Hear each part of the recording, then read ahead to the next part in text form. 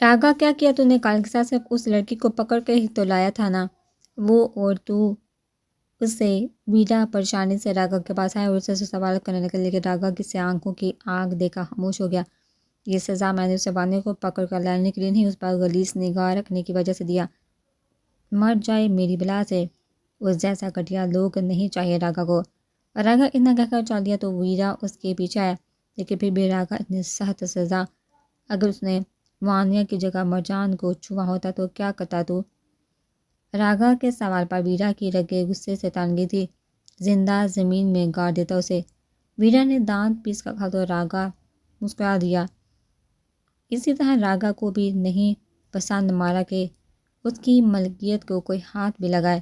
کال اسے پکڑ کر ضرور لایا، لیکن یہ سزا تو میں اسے اسی دن دینا چاہتا تھا جس دن اس نے اسے غلیظ نیت سے چھوا تھا۔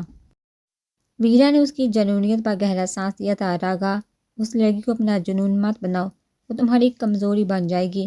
تو ہمارا مقصد، فکر مت کرو، ہمارا مقصد کے راستے میں کوئی بھی نہیں آ سکتا۔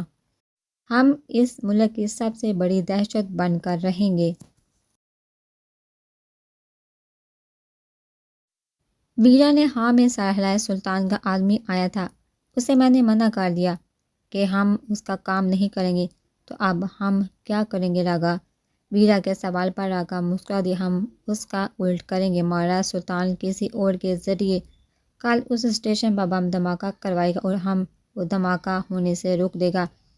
اس سے تو سلطان ہمارا دشمن، یہی چاہتا ہوں میں کہ وہ ہمارا دشمن بن جائے۔ راگا کو سلطان کے مقام پر پہنچنا ہے ویرا، سب سے بڑی دہشت بننا ہے، اور اس کے لیے سلطان کو راستے سے ہٹانا پڑے گا۔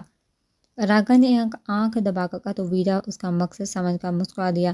بہت تکمینی چیز ہو تم جانی، جس سے سلطان نے ہمیں عام سے گنجو سے یہ طاقت بنایا، اب اسی کو ہرا کر ہم اس کا مقام حاصل کریں گے۔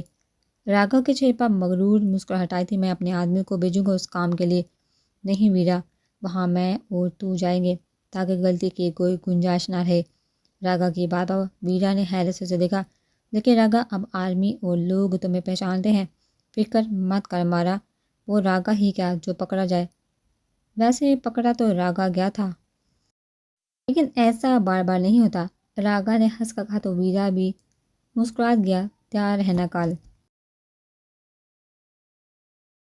ویرا نے ہاں میں سر ہلایا، وہاں سے اپنے کمرے کی اپنے گھر کی جانب چل دیا۔ ہانیہ آئنس کے جانے کے بعد اسے اپنے کمرے کے باہر بالکونی میں کھڑی خوبصورت پہاڑوں کو دیکھتی جا رہی تھی۔ اس کا دماغ ابھی بھی آئنس کے والٹ میں موجود اس تصویر پر تھا۔ تو کیا تب آئنس نے جھوٹ بولا تھا کہ وہ ہانیہ کے لیے کوئی جذبہ نہیں رکھتا؟ کیا وہ بھی اسی سے محبت کرتا تھا؟ اگر کرتا تھا تو اسے چھوڑ کر کیوں گیا؟ کیوں توڑا اس نازک عمر میں اس کا معصوم دل؟ ہانیہ کہاں ہو؟ آئنس کی آواز پر ہانیہ جلدی سے کمرے میں واپس آئی۔ گڈ نیوز ہے ہانیہ، ایک آدمی کا پتہ چلا ہے مجھے۔ ویسے تو وہ راگا کا دشمن ہے، لیکن دشمن کا دشمن بھی دوست ہی ہوتا ہے، ہو سکتا ہے وہ ہمیں راگا تک پہنچا دے۔ آئنس کی بات پر ہانیہ نے جلد سے ہاں میں سر ہلا دیا۔ کون ہے وہ اور کہاں ملے گا ہمیں؟ زرحان نام ہے اس کا۔ پہلے تو وہ اسی شہر میں رہتا تھا، لیکن پھر راگا نے اس کے گھر میں آگ لگا کر اس کی بیوی بچوں کو جلا کر مار دیا، بس تب سے پہاڑوں میں ایک چھوٹے سے گھر میں رہتا ہے، بس راگا کی جان لینا چاہتا ہے۔ جہاں تک مجھے پتہ چلا ہے ایک گینگ بھی ہے اس کا۔ آئنس کی بات پر ہانیہ کافی پریشان ہوئی تھی۔ آئنس اس قدر خطرناک آدمی کے پاس ہے، میری معصوم بہن، نہ جانے کیا حال کیا ہوگا اس نے وانیہ کا۔ اس کی کان سی آنکھوں میں آنسو اور چہرے پر پریشانی دیکھا آئنس اس کے قریب آئے، اس کے کندھوں پر اپنا ہاتھ رکھا۔ تم فکر مت کرو ہانیہ، ہم بہت جلد وانیہ کو اس کی قید سے آزاد کروائیں گے۔ میں نے سوچا ہے کہ اس آدمی سے ہم سودا کریں گے کہ وہ وانیہ کو بچانے میں ہماری مدد کرے، بدلے میں ہم راگا کو پکڑنے میں اس کی مدد کریں گے۔ ہانیہ نے کچھ سوچ کر ہاں میں سر ہلا دیا۔ چل اب ہمیں اس کے پاس چلنا چاہیے، وقت ضائع نہیں کرنا۔ اتنا کہہ کر آئنس اپنا بیگ کے پاس آیا اور چیزیں سیٹ کرنے لگا، جبکہ ہانیہ بس اسے گہری نگاہوں سے دیکھتی تھی۔ آئنس آپ سے ایک بات پوچھی؟ ہاں پوچھو۔ آئنس نے برے بغیر کہا، میری مدد کیوں کر رہے ہیں؟ ہانیہ کے سوال پر آئنس ٹھٹک کر رک گیا۔ اب وہ اسے کیا جواب دے سکتا؟ وہ اس کی ہر مشکل کو، ہر پریشانی کو اپنی مشکل سمجھتا تھا۔ اس کے چہرے پر مسکان لانے کے لیے آئنس راجپوت کچھ بھی کر سکتا تھا، مر بھی سکتا تھا، کیونکہ وانیہ اس درندے کے پاس رہنے کے لیے بہت زیادہ معصوم ہے، میں نہیں چاہتا کہ اس کے ساتھ کچھ ہو۔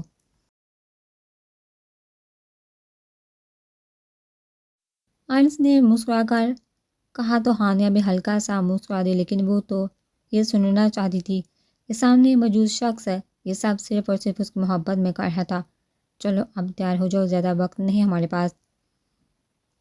اس کی آواز پر ہانیہ اپنے خیالوں کی دنیا سے باہر ہاں میں سر ہلا کر جلدی سے پیکنگ کرنے لگی۔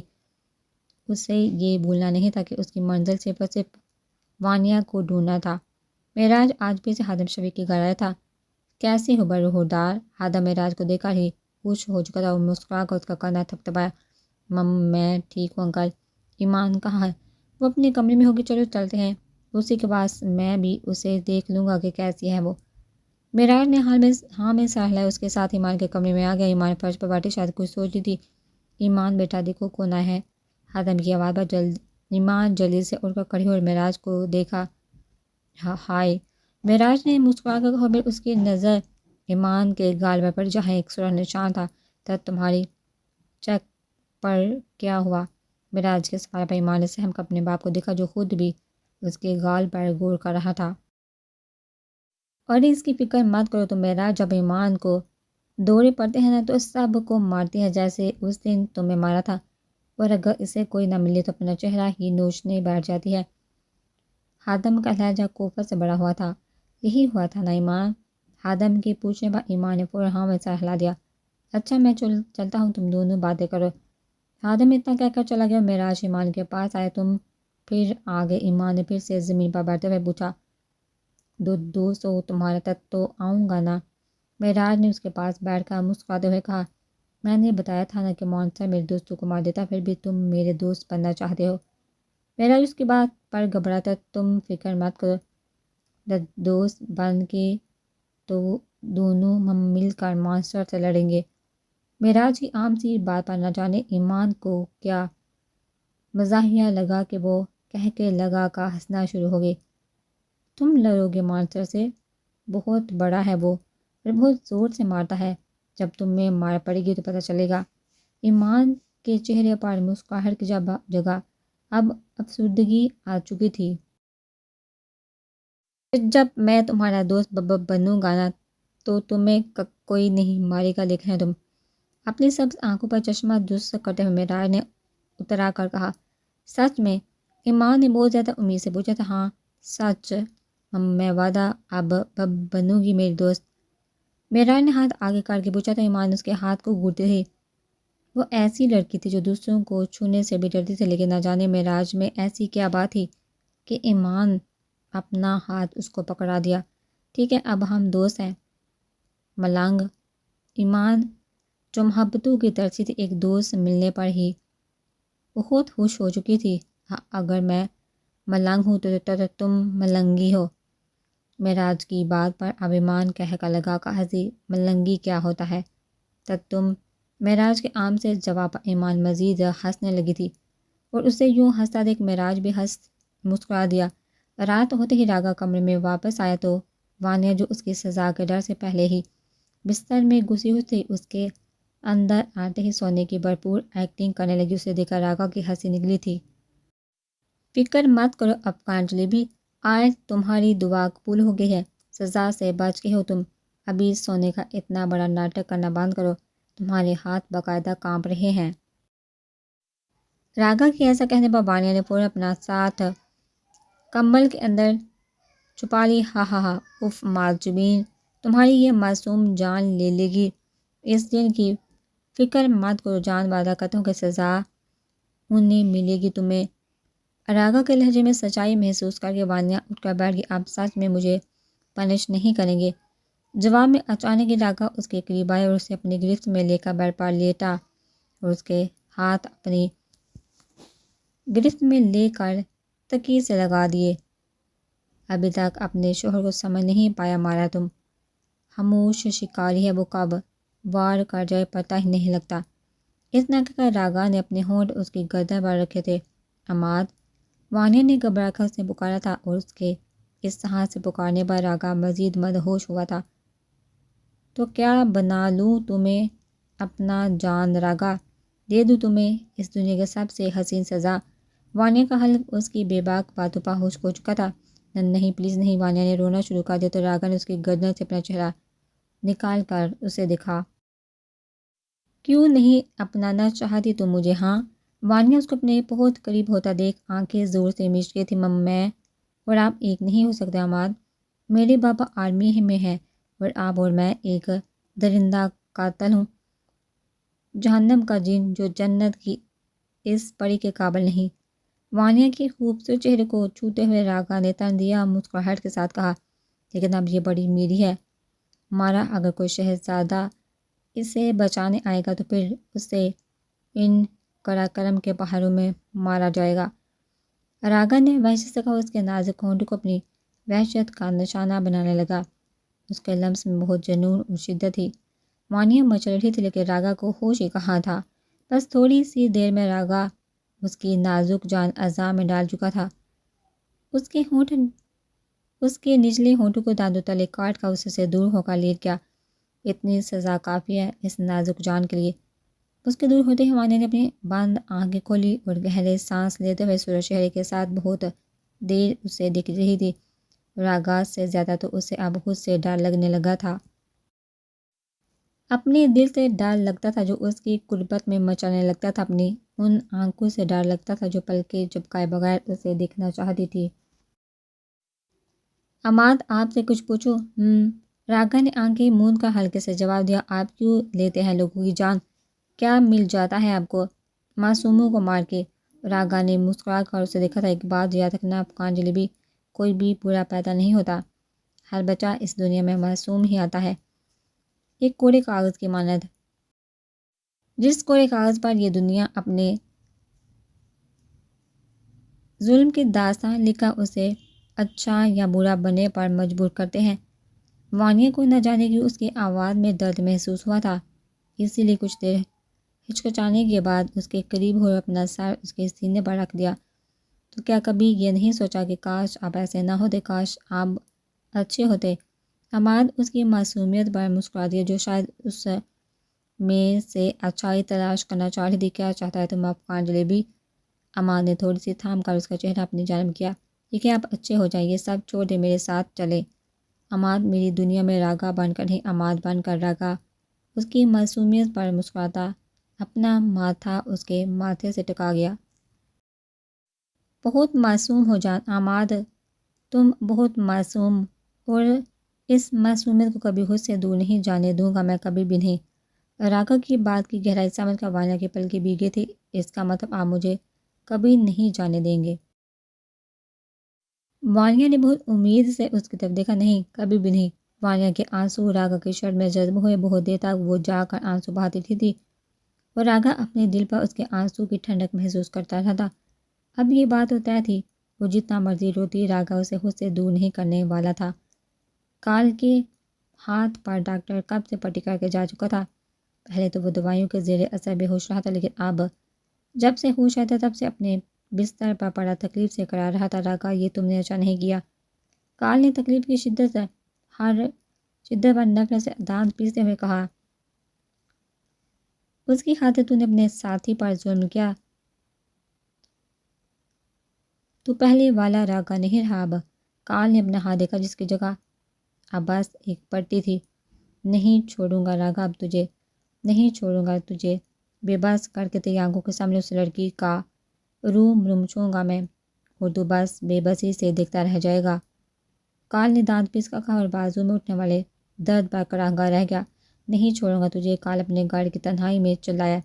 اس نے ٹھان لی تھی اب وہ اس راگا کا زوال بن کر رہے گا۔ کر دوں تو وہ دونوں تقریباً 2 گھنٹے میں پہنچ گئے تھے، لیکن زیادہ وقت انہیں زرحان کے گھر پہنچنے میں لگا تھا۔ زرحان کا گھر پہاڑوں میں کافی سنسان جگہ پر تھا۔ پہلے تو وہ دونوں جہاں تک ہو سکتا تھا گاڑی پر گئے، لیکن انہیں وہاں پہنچنے کے لیے کم از کم 1 گھنٹہ پیدل چلنا پڑا تھا۔ اس سامنے ایک گھر ہے زرحان کا، ہنس نے اشارہ کیا تو ہانیہ نے شکر کا سانس لیا۔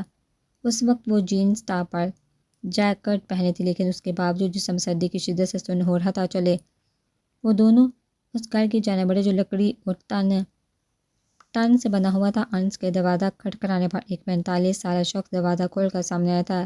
زرحان۔ انس کے سوال پر ہر آدمی نے اس آدمی دونوں کو تارانہ نگاہوں سے دیکھا۔ کون ہے تم لوگ؟ ہمیں کام ہے آپ سے۔ زرحان نے ہاں میں سر ہلایا اور دونوں کو گھر کے اندر لے آیا۔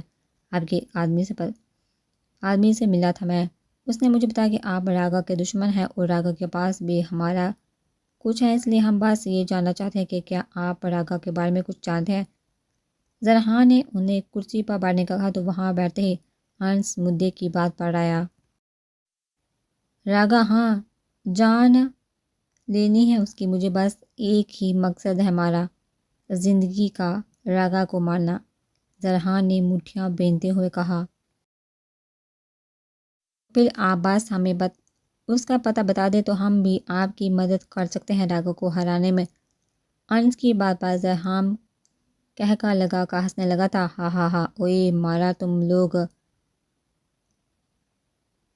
ہرائے گا راگا کو، جانتا نہیں لوگوں کہ وہ کتنا طاقتور ہے، کھڑا کھڑا غائب کر دے وہ تم دونوں کو۔ زرحان نے ہنسے ہوئے کہا تو ہانیہ اس شخص کو ناگواری سے دیکھنے لگی۔ اب بس ہمیں اس کا پتہ بتا دے، اس سے زیادہ کچھ نہیں چاہیے ہمیں، اس راگا کی طاقت سے ہمیں کوئی فرق نہیں پڑتا۔ ہانیہ نے مٹھیاں بیچ کر کہا تو زرحان نے اسے گہری نگاہوں سے دیکھا۔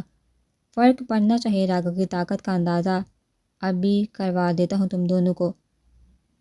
اس سے پہلے کہ انس اور ہانیہ کو کچھ سمجھ آتا، 6 سے 7 آدمی دروازہ کھول کر کمرے میں اور انس کو اپنی پکڑ میں دبوچ لے۔ انس، ہانیہ فوراً آگے بڑھی تو ایک شخص نے اسے بھی پکڑنا چاہا، لیکن ہانیہ نے اس کے ہاتھ کو مروڑ کر اپنا گھٹنا اس کے پیٹ میں مارا اور اسے کراہتا ہوا چھوڑ کر انس کی جانب بڑھی، جو خود 4 آدمیوں کی پکڑ میں پھڑپھڑا رہا تھا۔